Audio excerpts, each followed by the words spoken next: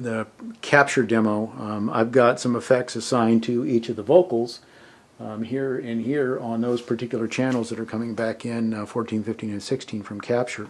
But it is very fast, very efficient, very quick way to set up a mix. And then at any point you want to get out of that and go into something else, you can either hit the channel select button for any of your 16 channels. You can hit the subgroup channel select buttons, the select for the mains.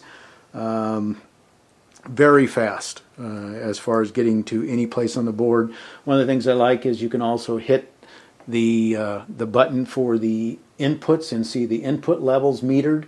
You can see your output levels metered. You can also see your gain reductions that will come into play and be metered for you. You can see the metering on the aux buses. And then it does have a fader locate button for scene recall, which has been kind of a brunt of a lot of jokes on some of the forums. But for what it is, and the recall features, it's not instantaneous. You know, it kind of sets you up to, you know, show where the faders were from the last position that it was saved at. As far as scene recall is concerned, we don't typically use it because we're doing you know, live application, but it is there if I've gone in now and have engaged the firewire returns off the MacBook Pro, and you're now seeing the metering on each of the channels incoming. If I switch over here to the output metering, since I don't have any of the faders up, we have 0 output metering, but as you can see now that I'm bringing each of those up, you can basically see the output levels on the board, as well as the music there coming in. You can also see I've got effects assigned to 3 and 4. Maybe you can't see that on the screen there. We'll try to pan over just a little bit without getting too jerky. You can see it on subgroups 3 and 4 that we've got the effects going.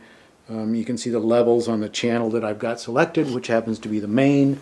But as I go through, I can hit the button there on channel 1, and you can see the level, as well as you can see the gain reduction that is set on the compressor on that particular channel. And you can also see then the levels on each of these as far as where they are set for your compressor and for your equalizers. And basically, as you just hit the buttons and go through the channels, you can see on each of those what is on, what is off, and where things are at globally. One of the things that I like about the board, and we're going to pause here and zoom in, is that now you're looking at the frequency level for the high pass filter that can be set. You can see the adjustment settings above the encoders for the gate, as far as release times and the threshold level of the gate. As we pan over on the compressor, you can see each of the levels on that are set as far as the attack, the release, the gain, the ratios, and the threshold for the compressor. As we get in over to the, I apologize for the jerkiness here. This is not a real video tripod, so you can see the frequency adjustments for the low end. On the left there, you can see the one that is set right now at 130 cycles, but it doesn't have any gain on it. The next one over is set at looks like 465 or 485. It's hard to see on the screen here. We're about 2 dB up in gain on that. The next one's set over at 2.4. And so, you know, it is very quick to see where things are at all across the frequency band. And as you go through and, you know, hit the button on the various channels, you know, you can see the indicators change, giving you a you know, a clear indication of what each of those channels are set at, without having to, as we did on the Yamaha, drill down into the little screen and you know, try to make adjustments with just you know, single encoders on the things. I found, you know, for me, maybe it's just me, I found that the you know, trying to do something quickly on the LS9, it was tough. So that's why we've you know, we ended up getting rid of the LS9, and had nothing for a while. And when these guys came out,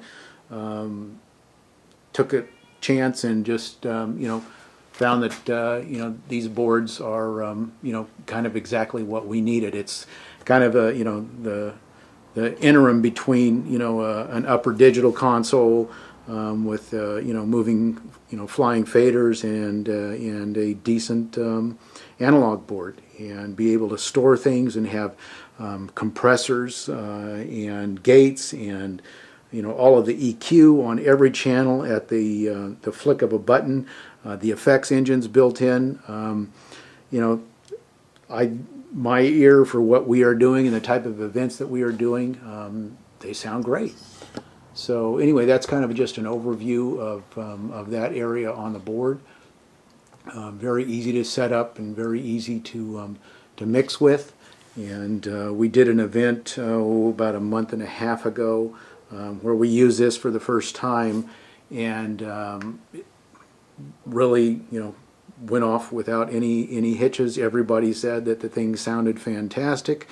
We were able to do everything we needed to do with the effects engines, with the setting up and tearing down the bands, and getting the monitor mixes set up timely. It allowed us to just get everything just dialed in perfectly. One of the other things I like about the board is that in the dynamics and EQ section, there are some presets in there that give you a good starting point for setting up all of the parameters for drums and guitars and vocals and keyboards and everything. And some of us may just decide to use them as they sit, and some of us like to tweak with things a little bit. But again, as far as being able to load those in and do things with it, it is very very nice, very quick, anyway, very. This particular board, we have just kind of fallen in love with. We ended up getting a case for it with a small doghouse from Grundorf Cases, and they did a good job on the case. I think this is one of the first dual cases they've made for the Studiolive. And it got it fit down on it pretty good. So anyway, this is kind of just our first video of this thing. We're going to try to do some more and help other people out in understanding the benefits of this console. You can link 4 of these puppies together and be able to do 64 channels. We have 2 linked together because that is the maximum for doing live recording that you can run over to the MacBook Pro there and capture all 32 channels. We have played with the recording features a little bit on it, and it sounds just absolutely fantastic. So thanks for stopping by, and we'll see you soon.